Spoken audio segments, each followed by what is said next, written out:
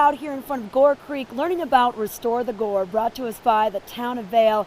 Here to let us know more, we have Pete Wadden. He's their watershed education coordinator.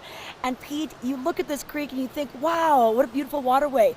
But that's actually not the case. Yeah, that's one of the challenges we face. This clear, clean water is, or apparently clear, clean water is hiding a deeper problem, which is a disappearance of aquatic life. Aquatic insects are not thriving in our stream like they should be, and that's a bad sign.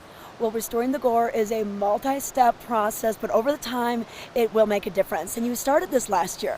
Right. I started with the town last year, so I've been working on this for about a year, and we've been doing a lot of education and outreach, and we've begun some of these stream bank restoration projects like this one that you see behind us, trying to restore native vegetation along the creek, protect stream banks from erosion, create habitat for some of those animals that we've seen disappearing, and really restore the creek corridor to a more natural state. Yeah, this fence behind us kind of guides people to approach the creek in a certain way, in a certain area, so that other areas like this can grow and really get back to the habitat that's supposed to be surrounding this creek. Right. People don't realize that trampling vegetation, walking on vegetation, one set of steps probably isn't going to do it, but often if you find a good spot to access the creek, others will follow you. It's attractive, it's beautiful.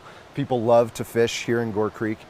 So one of the things we're doing is using fences and signs to protect some places and direct people to other access points. And the Town of Vail is lucky enough to have 40% of this as their own that they can control and really help restore. But there's a lot of private ownership too. A lot of people want to live right along the Gore Creek, but that can be a little hard on the creek sides as well. Right. The issues that Gore Creek is facing are really the collective impacts of everyone in the community. It's not one major source of pollution. So we really would like to use projects like this as examples for private homeowners too, so that they can see that you can have native vegetation, an attractive landscape, and still be able to have a view of the creek.